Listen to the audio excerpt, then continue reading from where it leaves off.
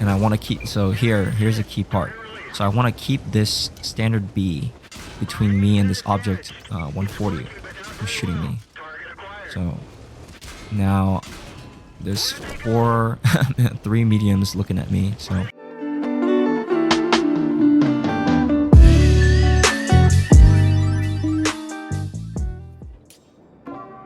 hey guys, Worm here again, and today I have a pretty interesting replay in the tier 9 object 705. This is the, I'm trying to think, yes, this is the newest Soviet heavy tank line. There's so many of them now.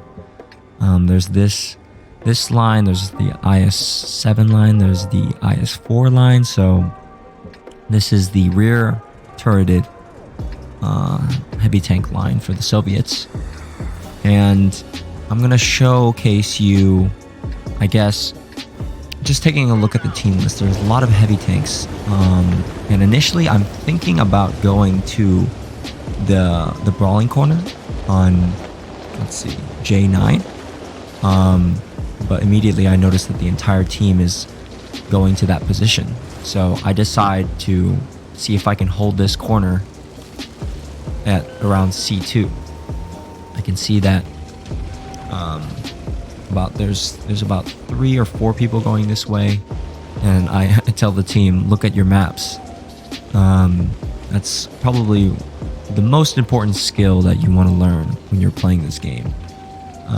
Reading the map and trying to predict what's going to happen based on what's happening on the map, right? So this is a tier 10 game, tier 9 tier 10 game with 6 tier 10s on either side.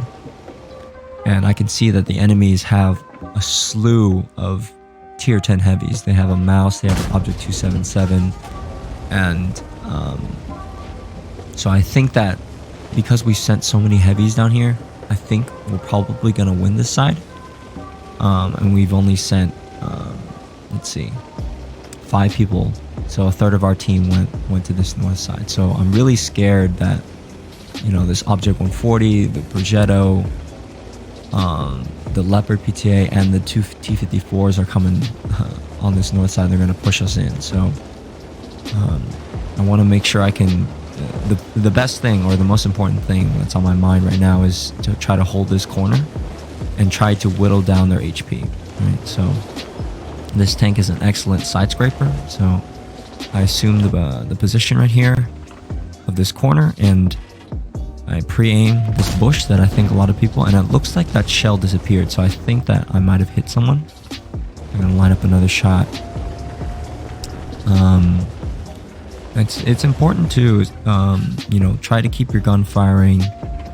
Taking these blind shots here are actually pretty, although they're not hitting some of them, but I think they're really important to potentially whittle down their HP, right? That's the most important thing when you're afraid that you're going to get pushed in. You want to make sure you can lower the HP of the enemies, right? So here I decide to move up a little bit because I see this object 277. I fear the worst for our southern flank, and I think that this object 277 is going to come in and, you know, farm our teammates. But then I realize the standard B and the future 4 also, both of them die. I think the future 4 dies around here, and then the standard B dies behind me, right? So, and I also see that my E50 and the T62A have fallen back, right? So I'm stranded here alone, and I initially think, okay, maybe I can turn around and drive back. But unfortunately, the Leopard PTA gets spotted up here. So then I realize if I try to retreat going this way, I'm just going to get farmed in the back by this Leopard PTA. So I decide to make my last stand here. I decide that I'm just going to try to hold this corner. And I know that from this vantage point that the T62A, if he's going to, you know, sit around here or here, and this E50 here is going to be able to have shots as long as I stay relatively high on this ridge here. So that's my goal. I want to prevent the enemies from getting behind me into this ditch behind me, right? So this ditch right here, you don't want them to fall back here, because then my supporting tanks will not be able to help me. So I see this T-54. I decide not to reverse, and I want to keep, so here's a key part. So I want to keep this standard B between me and this object 140 who's shooting me.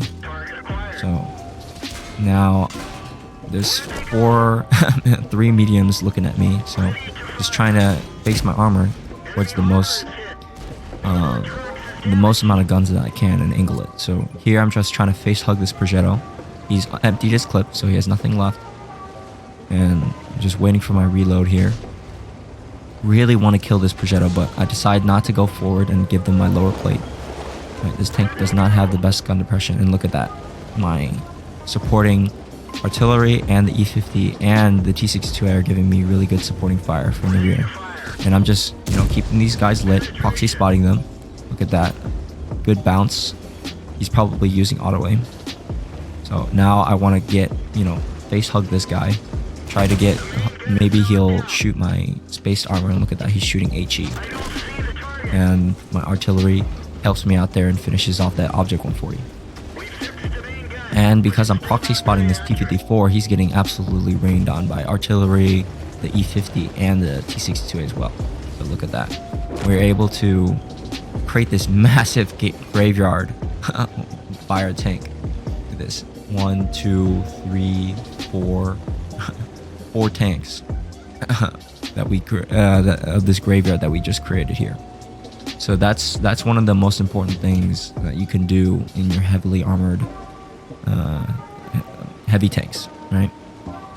Is just try to stall them, make sure that you're spotting for your team, and trying to use your armor effectively. And we were able to survive that situation. So let's take a look at the post-game stats. Alright guys, here we're in the post-game stats. This was a first class and a steel wall. Not very much. We didn't do like the most amount of damage. As you can see, we didn't do the most amount of damage. The M48 Patton did that, but we were able to hold that corner, and we were integral in our team's victory there. By us holding that corner and holding up those mediums, we were able to give enough time for our team to win the southern flank and go around and ultimately kill everybody essentially. So this is a really good team effort. A lot of people with 2,000 damage here on our team, so really helped out our team there. Let's see, T-62A shooting, giving us a lot of good support. The E-50 as well as the artillery here, giving us a lot of good support there. So that was really good. Look at that, 2,000 damage blocked, 7 out of 7, always good to see. 1,800 assistance. I thought we would have done more, but those mediums have good view range, so not that much assistance there.